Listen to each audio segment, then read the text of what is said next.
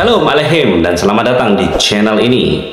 Pada video kali ini kita akan menyaksikan tanggapan Pastor Yakub Sulistyo terhadap pernyataan Abuna Bambang Dwi Biantoro mengenai apakah nama Allah dan Yahweh itu berbeda. Topik ini cukup krusial dalam memahami iman kita. Jadi mari kita kaji bersama dari sudut pandang kitab suci dan sejarah. Saya berharap penjelasan ini dapat memberikan pencerahan dan pemahaman yang lebih mendalam bagi kita semua. Tetaplah bersama kami, kita akan bahas lebih lanjut.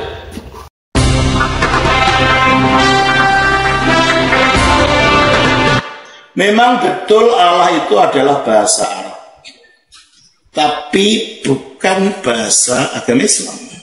Awalnya, buktinya, sebelum Muhammad lahir, bapaknya sudah mati. Bapaknya Muhammad itu. Jadi Islam sudah ada belum?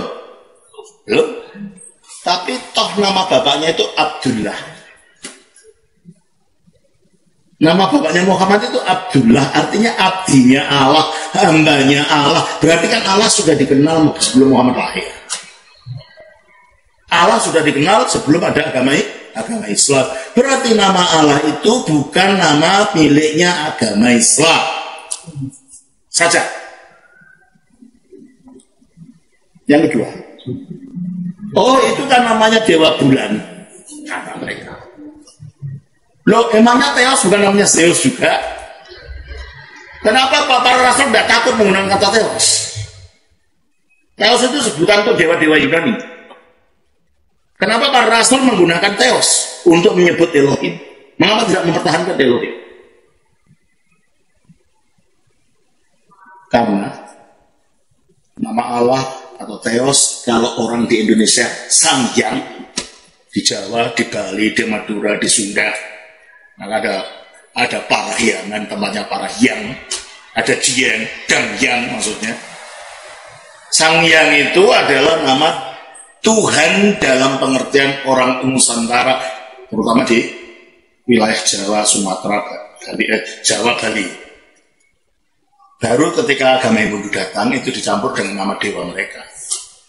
Tapi di India, orang India tidak kenal itu nama Sang Hyang. Nggak ada Sang Hyang Brahma, itu nggak ada. Ya Brahma gitu aja.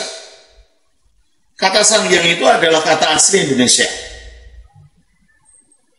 yang digunakan oleh orang-orang tanda kutip penyembah berhala atau penyembah nenek moyang. Tapi orang Kristen di Bali tidak tahu menggunakan itu. Sang Hyang Widi Wase di dalam kitab suci Bali. Karena bagi orang Bali, kok tidak Sang Hyang Elohim gitu, kok juga sama dengan orang Hindu Sang Hyang Widi Wase. Kenapa? Ini bukan bunyinya masalah. Konsep di belakang ini. Memang orang-orang penyembah berhala menyebut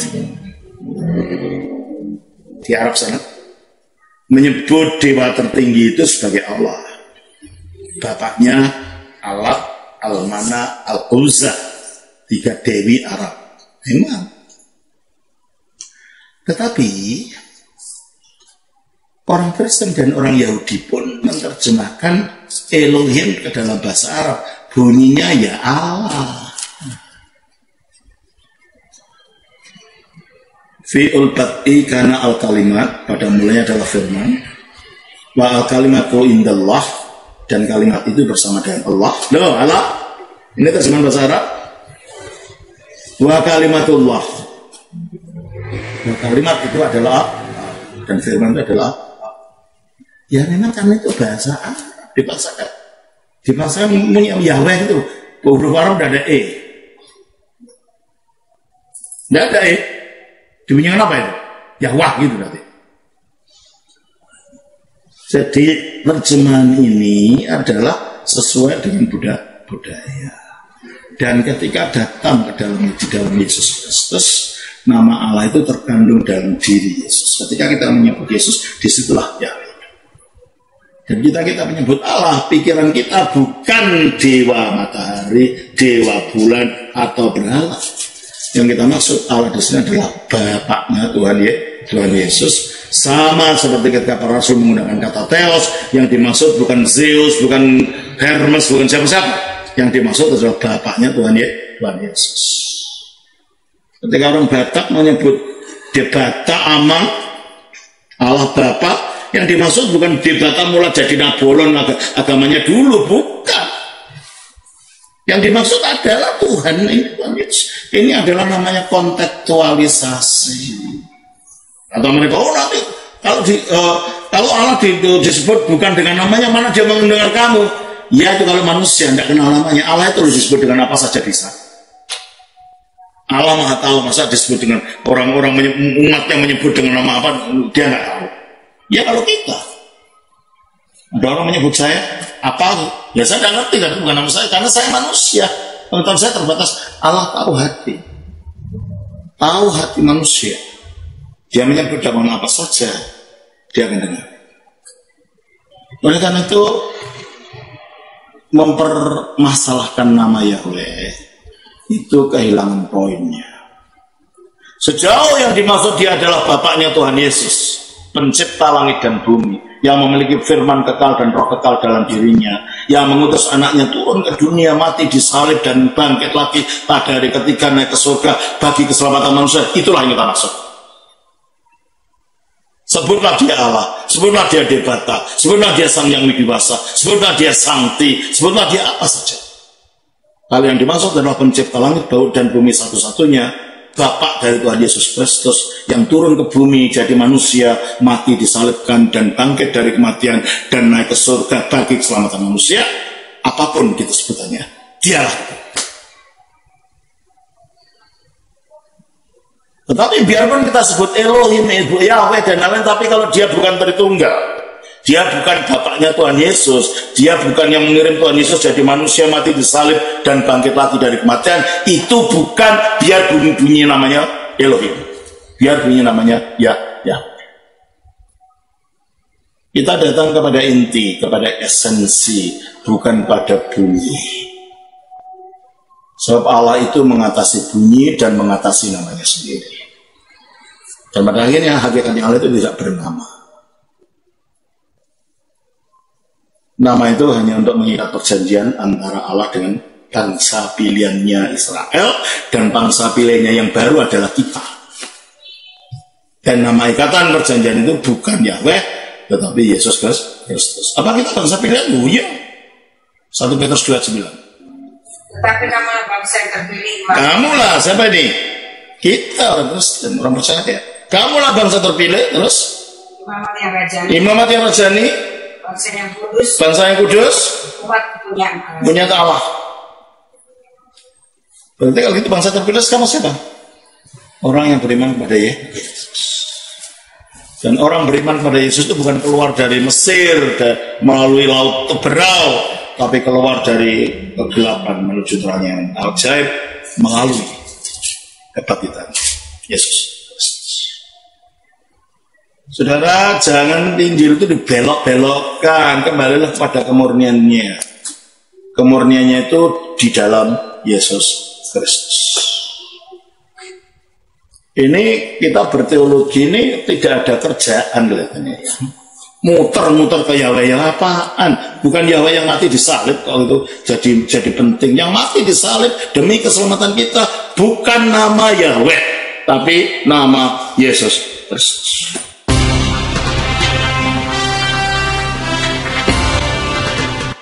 Memang betul Allah itu adalah bahasa Arab. Allah itu bukan bahasa Arab, melainkan nama diri Tuhannya umat Islam. Bukti bahwa Allah itu bukan bahasa Arab adalah seperti yang diuraikan oleh rekan saya, seorang penerjemah bahasa Arab berikut ini.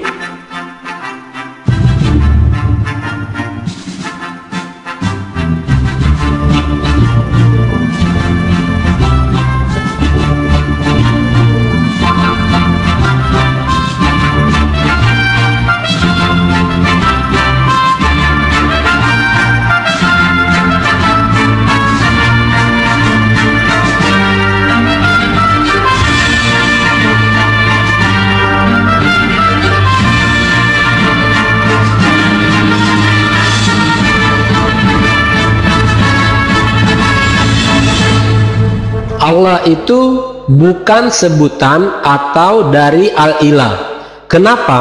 Karena satu, Allah itu nama Tuhannya umat Islam. Contoh, ketika orang Islam di Arab sembahyang, mereka mengucapkan Allahu Akbar. Begitu juga dengan orang Islam yang ada di Amerika, mereka tetap mengucapkan Allahu Akbar, bukan God Akbar. Kedua, Allah itu bukan dari al-ilah dengan menghilangkan alif seperti yang dijelaskan para dosen Islamologi, sehingga tinggallah. Kalau begitu, maka artinya akan berubah, bukan Tuhan atau dewa lagi, tetapi li syakhsin atau baginya laki-laki. Ketiga, ilah itu sudah satu paket kosakata yang tidak bisa dipenggal karena dia kata benda bukan kata kerja. Keempat, ilah bisa dimasukkan alif lam karena ilah adalah gelar atau sebutan, sedangkan Allah tidak bisa karena dia adalah nama pribadi. Contoh, ustazun atau guru laki-laki bisa dimasukkan dengan alif lam sehingga menjadi al-ustazu.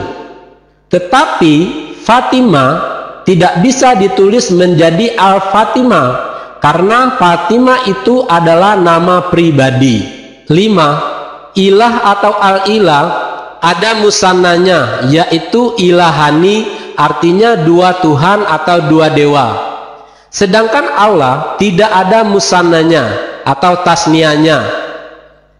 Kalau ada, artinya bukan Allah lagi, tetapi menjadi Allahani. Ini menggantikan nama sesembahannya umat Islam.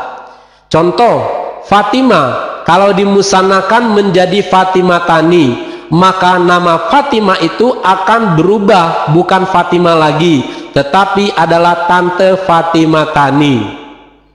6. Ilah atau al-ilah bisa diterjemahkan menjadi dewa atau sesuatu yang disembah, sedangkan Allah tidak bisa diterjemahkan ke dalam bahasa apapun karena dia adalah nama pribadi. Anda bisa melihat dalam Kamus Indonesia, Arab, Inggris karangan Abdul bin Nuh dan Umar Bakri halaman 76. Ketujuh, Allah bukan dari Hamzah Lam Ha, karena kalau diuraikan secara ilmu sorof tidak pernah ditemukan baik fi'il madinya, mudhari'nya maupun masdarnya. Yang ada Hamzah lam ha atau Allah.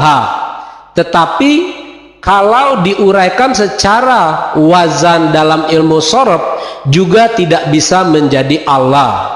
Contoh, Allah dengan wazan af'ala yuf'ilu if'alan. Jadi kalau kita uraikan secara nahwu sorof, Allah itu menjadi Allah yulihu illahan, dan itu bukan Allah, tapi itu adalah sebutan.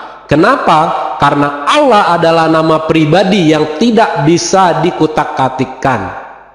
Jadi saudara-saudara yang tidak mengerti bahasa Arab, jangan cepat percaya kepada para pendeta yang mengaku dirinya mengajar Islamologi, tetapi hanya mempertahankan kata Allah dalam kekristenan. Tapi bukan bahasa agama Islam awalnya. Buktinya, sebelum Muhammad lahir, bapaknya sudah mati. Bapaknya Muhammad itu. Jadi Islam sudah ada belum? Belum. Tapi toh nama bapaknya itu Abdullah. Nama bapaknya Muhammad itu Abdullah, artinya abdinya Allah, hambanya Allah. Berarti kan Allah sudah dikenal sebelum Muhammad lahir. Justru itu membuktikan kalau Allah itu nama diri, bukan sebutan atau bahasa Arab. Coba perhatikan artikel majalah Sabili yang saya bacakan berikut ini. Secara etimologi, kata Allah dari Arab terdiri dari huruf alif, lam, dan ha. Dengan tasdid sebagai tanda idgham lam pertama pada lam kedua, kata Allah adalah gairu musitak yaitu tidak ada asal katanya dan bukan pecahan dari kata lain. Karena kata ini tidak bisa diubah menjadi bentuk tatsniyah atau ganda dan jamak atau plural. Demikian pula kata ini tidak dapat dijadikan sebagai mudhaf. Kata Allah juga disebut sebagai isim murtajal. Maksudnya Allah adalah nama asal dari zat yang wajib ada, yang maha suci, maha agung, dan yang berhak disembah atau ma'bud. Tidak ada satupun makhluk yang berhak memakai nama Allah, maka manusia hanya boleh memakai nama Abdullah, hamba Allah, Abdul Rahman, hamba Allah yang maha Rahman, dan lain-lain. Karena itulah, maka kata Allah tidak boleh diterjemahkan ke dalam bahasa apapun. Maka terjemahan Allah menjadi God dalam bahasa Inggris atau Tuhan dalam bahasa Indonesia adalah tindakan yang batil, karena God bisa diubah menjadi bentuk jamak gods, dan Tuhan bisa diubah menjadi bentuk jamak Tuhan-Tuhan, sedangkan Allah tidak bisa diubah menjadi bentuk jamak. Allah sudah dikenal sebelum ada agama Islam. Berarti nama Allah itu bukan nama miliknya agama Islam saja. Kalau menelusuri sejarah, coba kita lihat bersama, siapakah Allah itu sebenarnya? Tentu yang dimaksud adalah Allah sebelum Islam lahir. Nama itu diambil dari satu di antara 360 dewanya orang Arab kuno suku Quraisy pada zaman jahiliyah atau zaman kebodohan. Di sana ada 360 dewa selain Allah. Di antaranya bernama Al-Lata, Al-Uzza, Al-Manat, Al-Hubal, Al-Hud, dan sebagainya. Dan semuanya berjumlah 360 dewa yang mereka sembah. Buku-buku ini ditulis oleh orang yang berbeda-beda dan tidak saling mengenal. Namun hasil penelitian mereka menghasilkan hasil yang sama. Bahkan kalau kita melihat buku Passing Over, ini adalah buku teologianya Islam, juga mengakui akan hal itu. Yang kedua, oh itu kan namanya Dewa Bulan, kata mereka. Loh, emangnya Theos bukan namanya Zeus juga? Kenapa para rasul tidak takut menggunakan kata Theos? Theos itu sebutan untuk dewa-dewa Yunani. Kenapa para rasul menggunakan Theos untuk menyebut Elohim? Mengapa tidak mempertahankan Elohim? Kenapa takut? Theos itu sebutan sama seperti guru, hakim, presiden, Elohim, El, dan sebagainya yang bisa untuk menyebut siapa saja. Karena sebutan bisa-bisa saja dipakai untuk menyebut dewa-dewa seperti Dagon, Baal, juga bisa disebut dengan menggunakan kata Theos atau Elohim. Bahkan Kurios juga bisa, karena Kurios itu juga sebutan yang berarti master atau tuan. Karena nama Allah atau Theos, kalau orang di Indonesia Sangyang, Allah itu nama diri suatu sesembahan, bukan sebutan. Jadi harus dibedakan dengan Sangyang. Ini ada beberapa bukti bahwa Allah itu nama diri, bukan sebutan. Kalau Sangyang itu sebutan, sama seperti Theos, Kurios, Elohim, Tuan, Guru, Hakim, Presiden, dan sebagainya. Artinya sebutan umum, untuk siapa saja bisa. Maka untuk Sangyang bisa untuk menyebut dewa-dewa, tetapi juga bisa untuk menyebut Elohim yang benar, karena itu sebutan, nggak masalah. di Jawa, di Bali, di Madura, di Sunda, maka ada Parahyangan, tempatnya Parahyang, ada Jiang, Dangyang maksudnya. Sangyang itu adalah nama Tuhan dalam pengertian orang Nusantara, terutama di wilayah Jawa, Sumatera, Bali, Jawa, Bali. Baru ketika agama Hindu datang, itu dicampur dengan nama dewa mereka. Tapi di India, orang India tidak kenal itu nama Sangyang. Nggak ada Sangyang Brahma, itu nggak ada. Ya Brahma gitu aja. Kata Sangyang itu adalah kata asli Indonesia yang digunakan oleh orang-orang tanda kutip penyembah berhala atau penyembah nenek moyang. Sangyang itu bukan nama Tuhan atau sesuatu yang disembah, melainkan sebutan untuk sesuatu yang disembah, yaitu Tuhannya umat Hindu. Buktinya, tadi Abuna sendiri sudah mengatakan bahwa di India tidak kenal istilah Sang Hyang Brahma, karena Sang Hyang itu sebutan yang hanya dikenal di Indonesia saja. Abuna sudah mengakui bahwa Sang Hyang itu kata asli Indonesia. Tentu karena memang itu hanya sebutan, sehingga di tempat asalnya di India sekalipun tidak dikenal istilah Sang Hyang. Karena itu sama dengan Gusti di Jawa Tengah. Tapi orang Kristen di Bali tidak tahu mengenai itu. Sang Hyang Widiwasa di dalam kitab suci Bali. Karena bagi orang Bali, kok tidak Sang Hyang Elohim gitu, kok juga sama dengan orang Hindu Sang Hyang Widiwasa. Kenapa? Ini bukan bunyinya masalahnya, konsep di belakang ini. Orang Kristen Bali tentu tidak menyebut Sang Hyang Widiwasa, karena itu bukan sesembahannya orang Kristen. Kenapa tidak Sang Hyang Elohim? Sang Hyangnya sendiri sudah sebutan, Elohim juga sebutan. Jadi double sebutan dong kalau begitu. Kalau mau, ya bukan Sang Hyang Elohim, tetapi Sang Hyang Yahweh atau Sang Hyang Yeshua, tentu boleh-boleh saja, karena Sang Hyang itu sendiri sebutan, bukan nama.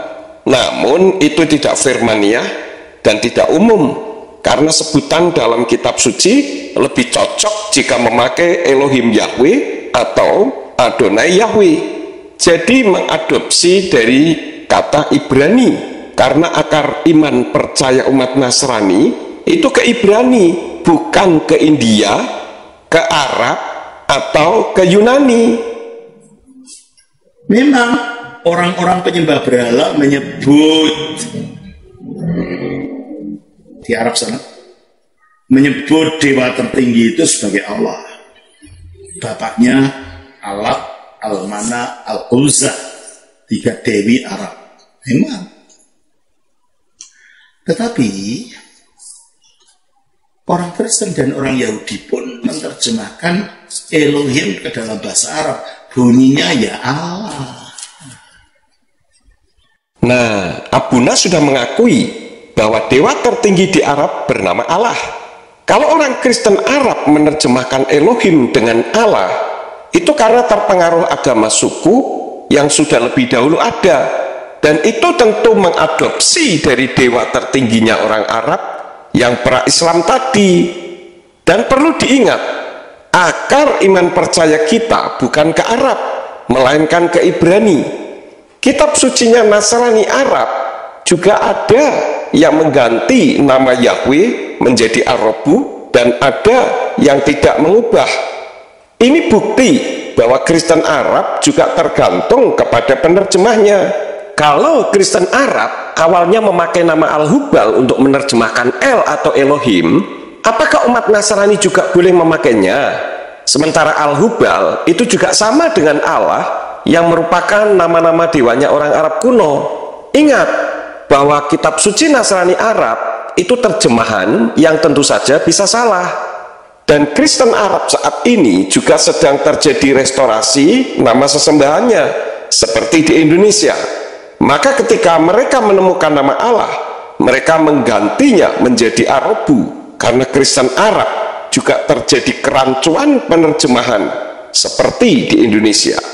Fi'ul bad'i kana al-kalimat, pada mulanya adalah firman, wa al-kalimatu indallah, dan kalimat itu bersama dengan Allah. Loh, Allah, ini terjemahan bahasa Arab.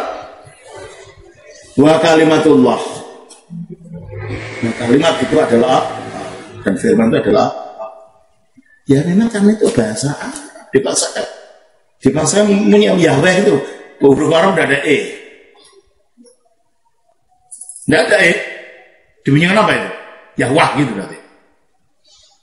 Kalau Yahweh menjadi Yahwah dalam bahasa Arab, itu bukan menerjemahkan, tetapi karena memang huruf Arab tidak mengenal vokal E.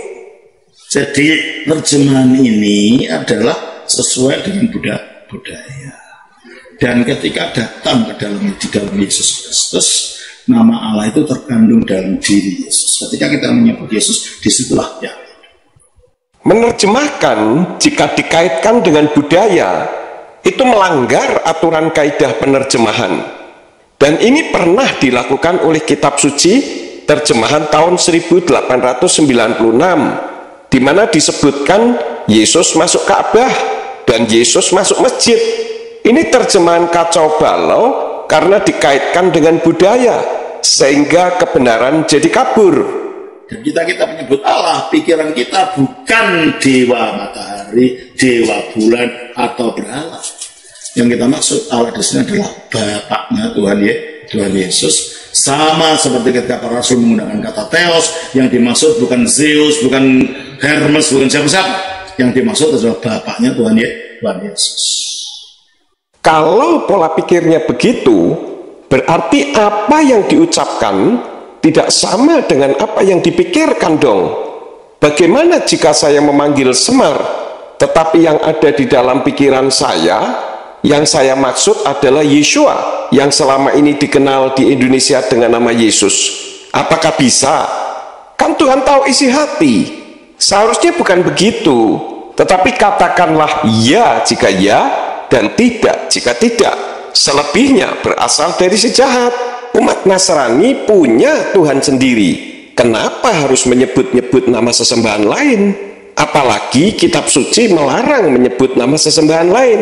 Keluaran 23 ayat yang ke-13 mengatakan, Ufkol asyar amarti alehem tisamru wesem Elohim akrim lo taskiru lo yisama alpika, yang artinya, dalam segala hal yang kufirmankan kepadamu, haruslah kamu berawas-awas. Nama sesembahan lain jangan kamu panggil, jangan nama itu kedengaran dari mulutmu.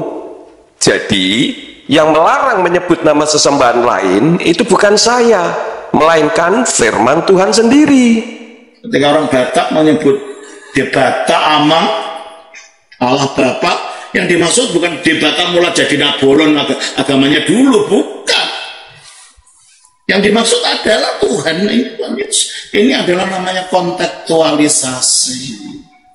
Kata mereka, oh nanti kalau Allah disebut bukan dengan namanya, mana dia mendengar kamu? Ya itu kalau manusia tidak kenal namanya. Allah itu disebut dengan apa saja bisa. Memang Tuhannya umat Nasrani ini dibuat menjadi siluman, karena namanya bisa berganti-ganti. Di tanah Batak berubah menjadi nama sesembahannya agama Parmalim, yaitu Debata mula jadi Nabolon. Di Indonesia menjadi Allah dan sebagainya. Sehingga nama pencipta langit dan bumi yang sesungguhnya jadi kabur, bahkan tidak dikenal. Seperti orang Yahudi yang lebih taat kepada Talmud daripada taat kepada firman, maka mengganti nama Yahweh menjadi Hashem dan Adonai, sehingga pernah terjadi satu generasi tidak mengenal Yahweh. Baca di dalam Hakim-Hakim 2 ayat yang ke-10 sampai yang ke-11. Sehingga yang disembah selalu sesembahan lain. Belajarlah dari umat Islam yang konsekuen, di mana nama sesembahannya dan nama nabinya dimanapun di dunia ini tidak berubah. Allah Maha Tahu, masa disebut dengan orang-orang umat yang menyebut dengan nama apa, dia nggak tahu.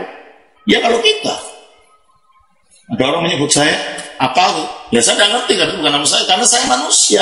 Pengetahuan saya terbatas. Allah tahu hati manusia. Dia menyebut dengan apa saja, dia akan dengar. Bagi saya, Allah tidak maha tahu. Yang maha tahu itu Tuhan. Yahweh memang maha tahu. Kalau tidak maha tahu, berarti dia bukan Tuhan. Tetapi kenapa manusia jadi mengatur Tuhan? Seharusnya pernyataannya bukan Tuhan itu maha tahu, mau dipanggil apa saja dia tahu.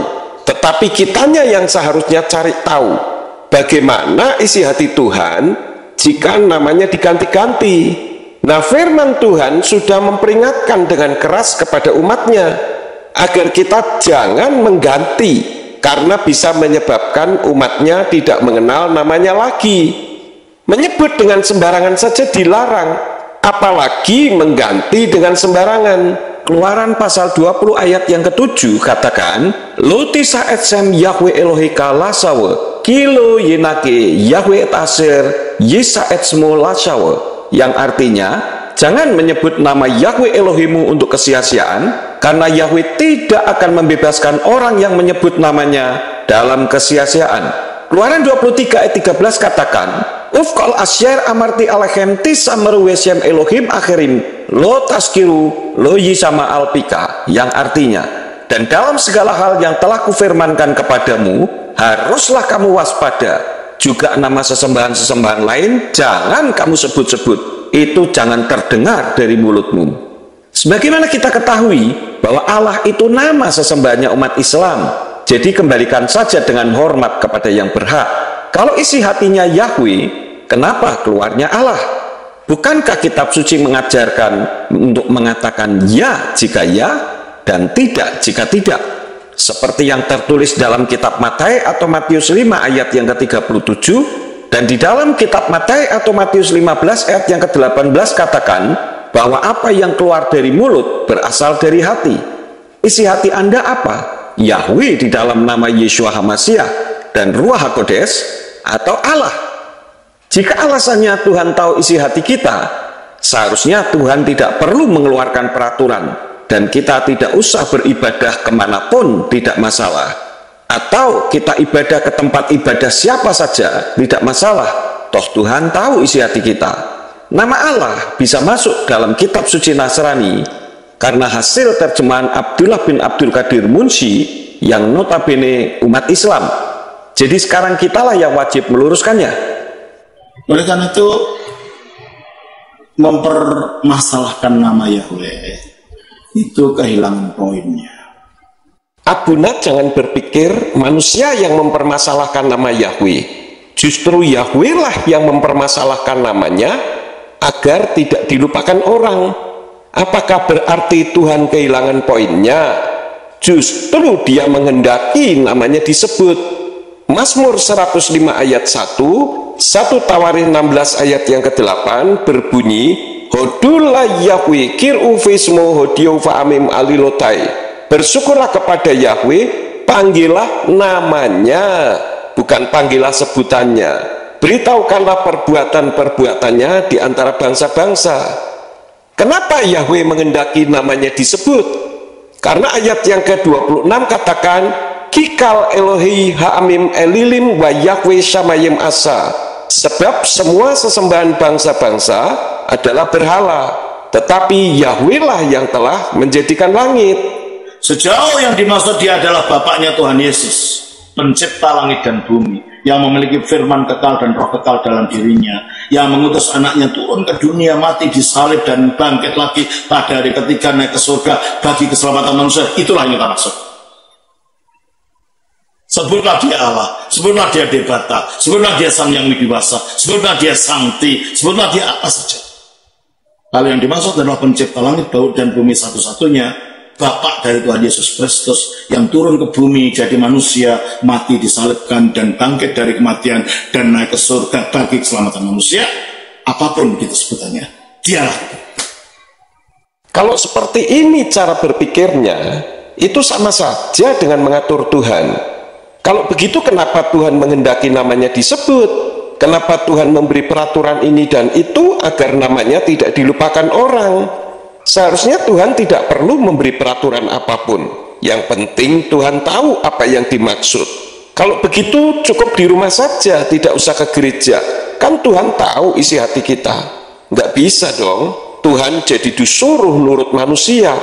Tetapi biarpun kita sebut Elohim, Yahweh dan lain-lain, tapi kalau dia bukan Tritunggal, dia bukan Bapaknya Tuhan Yesus, dia bukan yang mengirim Tuhan Yesus jadi manusia, mati disalib dan bangkit lagi dari kematian, itu bukan, biar bunyi namanya Elohim, biar bunyi namanya Yahweh. Kalau sudah memanggil namanya dengan benar, sesuai dengan kehendak isi hati Tuhan, tentu arahnya kepada pribadi yang benar dong, Abuna. Kita datang kepada inti, kepada esensi, bukan pada bunyi. Sebab Allah itu mengatasi bunyi dan mengatasi namanya sendiri. Dan pada akhirnya hakikatnya Allah itu tidak bernama. Kita datang kepada esensi dan bukan kepada bunyi. Namun, jika memanggil namanya saja sudah beda pribadi, bagaimana esensinya bisa benar? Dan kalau Tuhan sendiri yang membatasi dirinya dalam sebuah nama, kenapa kita justru menilai Tuhan tidak bernama? Berarti Tuhan menyatakan namanya salah dong. Nama itu hanya untuk mengikat perjanjian antara Allah dengan bangsa pilihannya Israel, dan bangsa pilihannya yang baru adalah kita. Dan nama ikatan perjanjian itu bukan Yahweh, tetapi Yesus Kristus. Apa kita bangsa pilihan? Oh iya. 1 Petrus 2:9. Tetapi kamu bangsa yang terpilih. Kamulah siapa ini? Kita orang Kristen, orang percaya ya. Kamulah bangsa terpilih, terus Imamat yang rajani. Imamat yang rajani. Bangsa yang kudus. Bangsa yang kudus. Umat kepunyaan Allah. Punya Allah. Berarti kalau itu bangsa terpilih kamu siapa? Orang yang beriman kepada Yesus. Dan orang beriman kepada Yesus itu bukan keluar dari Mesir melalui laut Teberau, tapi keluar dari kegelapan menuju terang yang ajaib melalui kebangkitan Yesus. Nama itu bukan hanya untuk mengikat perjanjian saja, melainkan juga agar manusia bisa mengidentifikasi dirinya dengan siapa ikatan perjanjian itu terjadi. Dan antara Yeshua dengan Yahweh ini tidak bisa dipisah-pisahkan, karena Yeshua itu Yahweh sendiri yang turun ke bumi dalam wujud manusia untuk menyelamatkan manusia, supaya siapa yang percaya kepadanya tidak binasa, melainkan beroleh hidup kekal sampai selama-lamanya. Saudara, jangan Injil itu dibelok-belokkan, kembalilah pada kemurniannya. Kemurniannya itu di dalam Yesus Kristus. Kalau Injil tidak mau dibelokkan, ya jangan memakai nama Allah yang sebagai nama sesembahannya suku Quraisy, bangsa Arab kuno, yang juga sudah diadopsi oleh umat Islam. Kembali saja kepada firman kita sendiri. Orang Yahudi tidak pernah menyembah sesembahan bernama Allah. Ini baru lurus. Ini kita berteologi ini tidak ada kerjaan loh ini ya. Muter-muter ke Yahweh yang apaan? Bukan Yahweh yang mati disalib, kalau itu jadi penting. Yang mati disalib demi keselamatan kita bukan nama Yahweh, tapi nama Yesus Kristus. Berteologi kok tidak ada kerjaan itu bagaimana sih Abuna? Kalau tidur baru tidak ada kerjaan. Antara Yahweh dengan Yeshua itu tidak bisa dipisah-pisahkan. Yeshua tidak akan turun ke bumi dan tidak akan mati disalib jika tidak ada Yahweh. Ingat itu. Yeshua sendiri mengatakan bahwa dirinya itu Yahweh. Dalam kitab Yohanan atau Yohanes pasal 8 ayat yang ke-24 mengatakan, laken amarti laken ki tamutu fakato tekem ki imlo ta'aminu fi ki anihu tamutu fakato tekem, yang artinya, oleh karena itu aku berkata kepadamu bahwa kamu akan mati dalam dosa-dosamu, sebab jika kamu tidak percaya bahwa akulah dia, yaitu Yahweh, maka kamu akan mati dalam dosa-dosamu. Terima kasih sudah mengikuti pembahasan ini sampai selesai. Saya harap apa yang telah disampaikan bisa memberikan pencerahan dan memperkaya iman kita. Jika ada hal yang ingin didiskusikan lebih lanjut, jangan ragu untuk tulis di kolom komentar. Jangan lupa untuk like, share, dan subscribe agar terus terhubung dengan video-video terbaru. Sampai jumpa di video selanjutnya. Bapak Yahweh, Beshem Adoni Yesus Mashiach Waruah Kodes memberkati. Shalom.